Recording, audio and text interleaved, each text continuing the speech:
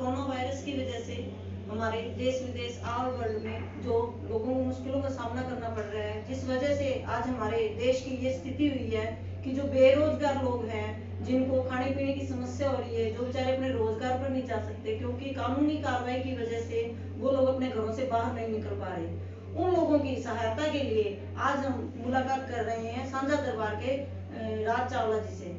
ये हमें बताएंगे कि यहाँ पर डेली गरीब जनता के लिए, जो असहाय जनता है, जो खाने पीने का भी अपना जुगाड़मेंट नहीं कर पा रही है, उनके लिए ये क्या सहयोग कर रहे हैं और इनका लोग क्या सहयोग कर रहे हैं, इसके बारे में आज हम जनकराज जी से बात करेंगे।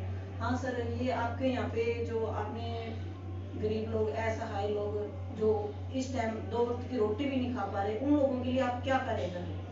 ये हम लोग नहीं कर रहे, सब कुछ दरबार की तरफ से सहयोग से अपने भाई बंधुओं को बहुत ज़्यादा सहयोग है और उनके साथ मिलके ये कार्यक्रम चला रखा है, जिसमें करीबन 1200-1300 पैकेट हम लोग भोजन के बनाते हैं, जिसमें से 500 के करीब प्रशासन ले जाता है और बाकी यहाँ बांट देते हैं। जैसे जैसे हमें जो भी एरिया मिले हुए हैं उनमें हमारे प्रतिनिधि जाते हैं और वो जाके बांट के आते हैं। तो सर, आपको क्या लग रहा है ये कोरोना वायरस है, इसमें हमें क्या क्या सावधानियां बरतनी चाहिए? आप लोगों को जागरूक भी कर रहे होंगे, इसमें आप लोगों को क्या संदेश देना चाहते हैं? सावधानियां बरतने का यही मतलब है कि ये बांटने का, भोजन बांटने का यही है भी अपने घर में रहें। जब प्रशासन इतनी बड़ी वो सेवा कर रहा है कि हर घर में हर चीज पहुंच रही है, हर घर में आटा दाल पहुंच रहा है, तो हम लोग भी यही चाहते हैं कि उनको घर बैठे मिले।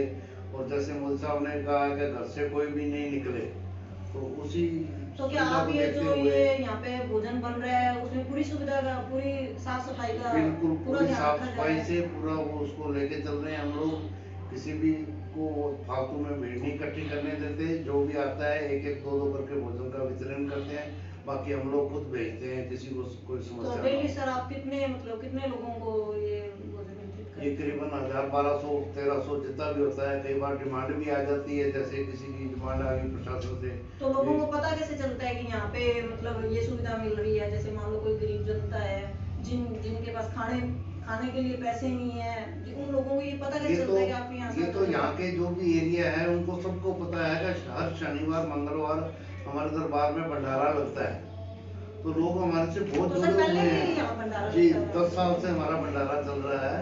हम लोग हर शनिवार मंगलवार को भंडारा लगाते हैं, जिसमें कोई वो नहीं है, किसी की तरफ से नहीं है। तो सर आपने कोई ऐसी साइट बना रखी है जिसके थ्रू अगर कोई बंदा सहयोग करना चाहे, कोई सहयोग राशि देना चाहे, तो उसके लिए आपने कोई प्रबंध किए हैं? भी आप इतना बड़ा लोगों का सहयोग कर रहे हैं, गरीब लोगों के बारे में सोच रहे हैं, दरबार के साथ हमारे बहुत लोग जुड़े हुए हैं और जोड़ना चाहे तो वो हाँ, आपसे कैसे नहीं संपर्क हम करें? इसमें जैसे व्हाट्सएप पे थोड़ा बहुत कर देते हैं या करते हैं, जैसे कि एक दूसरे को कहते हैं तो हमारे जितने भी साथ में जुड़े हैं उनको कह देते हैं, वो करवाते हैं। सेवादार बहुत है, मालिक की कृपा है पूरी।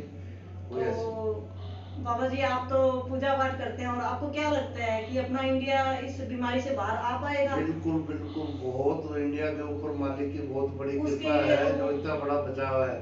खासकर गंगानगर जिले में बहुत बड़ी कृपा है, इन पे इतना वो नहीं हुआ। फिर भी हम लोग प्रधानमंत्री जी का भी शुक्र अदा करते हैं, उन्होंने पूरे देश को संभाल रखा है, बाहर को भी संभाल रखा है।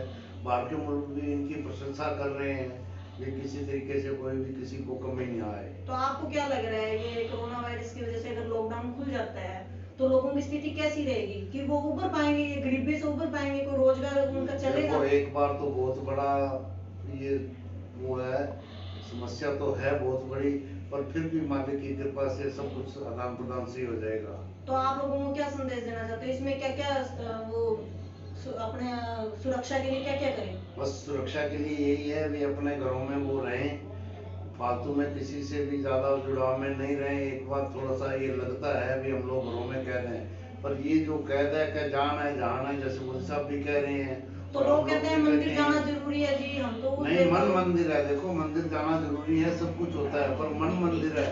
मन से जो भी अपने घर में बैठ के पाठ पूजा कर लेते हैं, भगवान का सिमरन कर लेते हैं, कुछ भी अपने अपने इष्ट को याद कर लेते हैं, तो मालिक वही प्रयास सुनता है।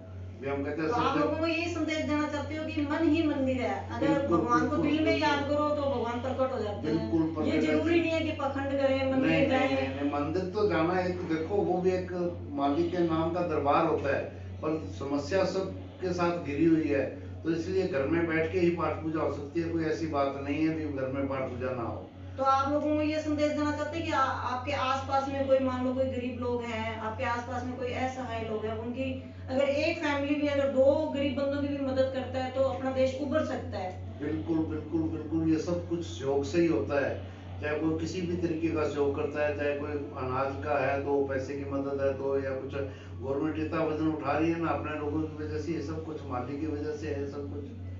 ठीक है, तो आपने देखा कि सांझा दरबार जो बालाजी धाम के पीछे श्री गंगानगर में है, उनकी सोच, उनकी जो लोगों को उन्होंने जागरूक करने के लिए जो अपने विचार रखे हैं, उससे हमें यही समझ में आता है कि लोगों को अपने घरों में रहना चाहिए, सुरक्षित रहना चाहिए।